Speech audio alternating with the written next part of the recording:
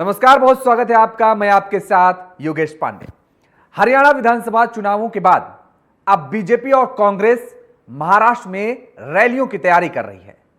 हरियाणा में कांग्रेस के पक्ष में पूरा माहौल होने के बाद भी कांग्रेस विजय से दूर रही, जबकि भारतीय जनता पार्टी हरियाणा विधानसभा चुनाव में बाजी मार ले गई।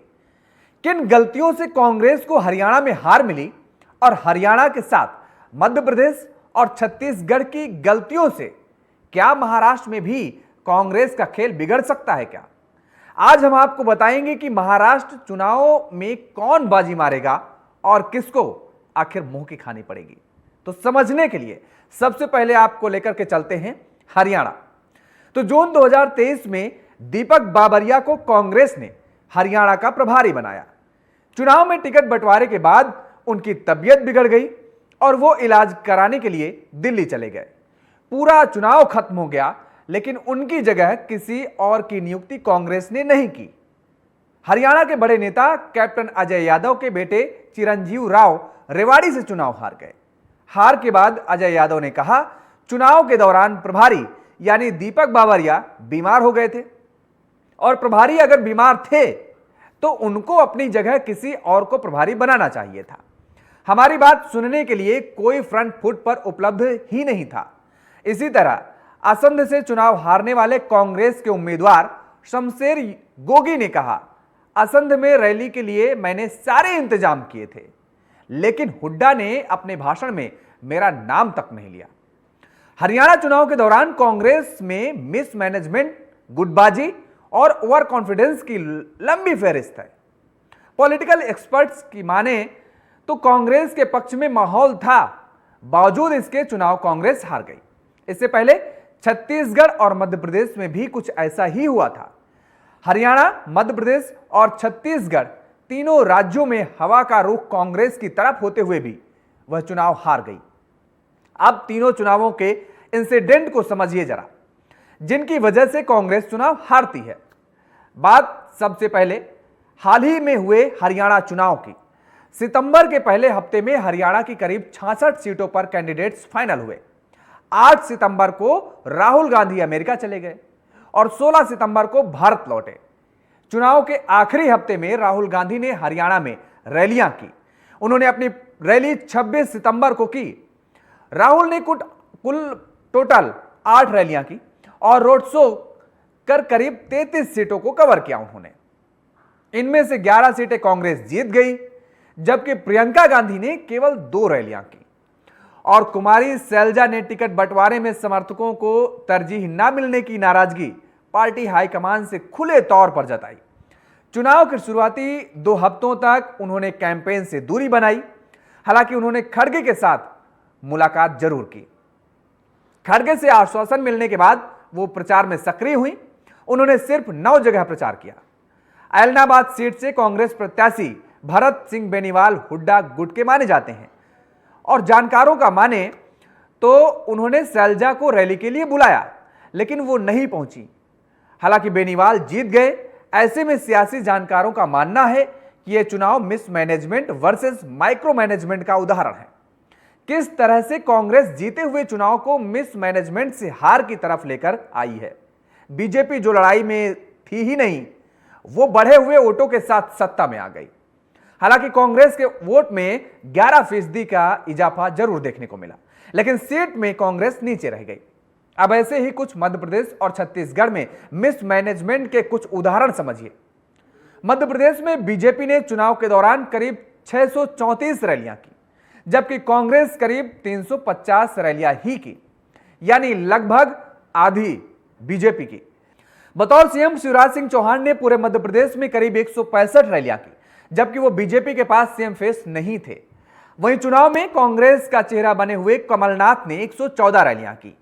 पार्टी के इलेक्शन स्ट्रेटजिस्ट सुनील कानुगोलू को मध्य प्रदेश में इस्तेमाल ही नहीं किया गया। उन्होंने तेलंगाना में काम किया और कांग्रेस की सरकार बनी। 2023 के मध्य प्रदेश विधानसभा चुनाव में कांग्रेस के साथ समाजवादी पार्टी अलायंस करना चाहती थी, लेकिन कमलनाथ इसके लिए तैयार नहीं थे। हालांकि बाद में खजुराहो की एक सीट एसपी को दे दी गई, लेकिन एसपी कैंडिडेट को नॉमिनेशन रद्द हो गया था। चुनाव के दौरान कमलनाथ से अखिलेश यादव को लेकर सवाल किया गया तो उन्होंने कहा छोड़िए अखिलेश को। कुछ इसी तरह छत्तीसगढ़ में भी देखने को मिला। दिसंबर 2022 में कुमारी सैलजा को छत्तीसगढ़ का प्रभारी बनाया गया। छत्तीसगढ़ में भूपेश बघेल के करीबी विधायक बृहस्पति सिंह ने टीएस सिंहदेव और प्रभारी कुमारी सैलजा पर आरोप लगाए।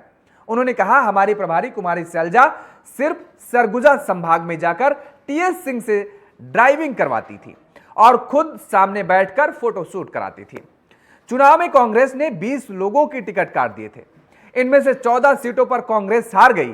छत्तीसगढ़ में 2018 में कांग्रेस की सरकार बंद तो गई, लेकिन अंतर्कलह जारी रही।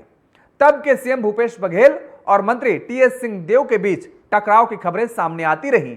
बघेल गुट के विधायक बृहस्पति सिंह ने तो विधानसभा में ही टीएस सिंह के खिलाफ बयानबाजी की, हालांकि बाद में माफी भी मांग ली। यह गुटबाजी 2023 के विधानसभा चुनाव में भी जारी रही और दावा किया जाता है कि टीएस सिंह के खिलाफ कई नेता लामबंद हुए और वो चुनाव हार गए। कांग्रेस यहां की 90 में से 35 सीटें ही जीत पाई। ऐसे में अब बात महाराष्ट्र की करें तो महाराष्ट्र में भी हवा का रुख कांग्रेस के खिलाफ नहीं है। बड़ा सवाल है कि क्या यहां भी कांग्रेस का खेल बिगड़ सकता है क्या? महाराष्ट्र में इस बार 6 बड़ी पार्टियां चुनाव लड़ रही हैं। इनमें से शिवसेना शिंदे गुट और एनसीपी अजीत गुट ने अलायंस कर महायुति बनाई है, जिसकी अभी सरकार है। वहीं कांग्रेस शिवसेना उद्धव गुट और एनसीपी शरद गुट ने मिलकर महाविकास अघाड़ी बनाई है। 2024 लोकसभा चुनाव में कांग्रेस ने महाराष्ट्र की 17 सीटों पर चुनाव लड़ा।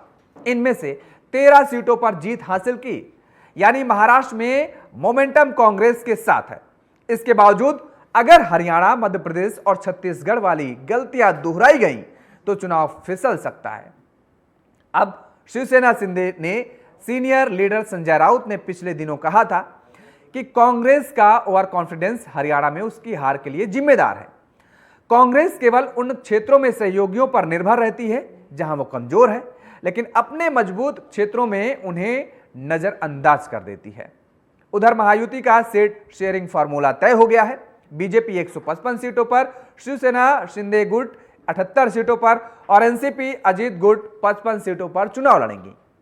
20 अक्टूबर को बीजेपी ने महाराष्ट्र में 99 उम्मीदवारों की पहली सूची भी जारी कर दी, लेकिन महाविकास अघाड़ी में सीट बंटवारे का फार्मूला ही अभी तक तय नहीं हो पाया है। कांग्रेस सूत्रों की माने तो पार्टी यहां 110 से 115 सीटों पर चुनाव लड़ना चाहती है।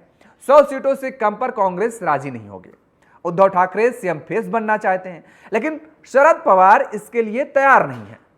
ऐसे में सवाल उठता है कि महायुति के सामने अपने को मजबूत मान रही महाविकास अघाड़ी सीट बंटवारे पर ही सहमत नजर नहीं आ रही तो चुनावी भंवर को कैसे पार कर पाएगी?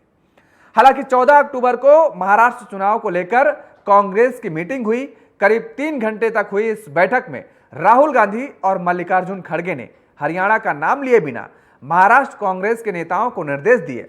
राहुल और खड़गे ने कहा कि वे आत्ममुग्ध या ओवर कॉन्फिडेंस ना हो, एकजुट रहें और महाराष्ट्र में सत्तारूढ़ गठबंधन को हराने के लिए कड़ी मेहनत करें। आज के लिए फिलहाल इतना ही।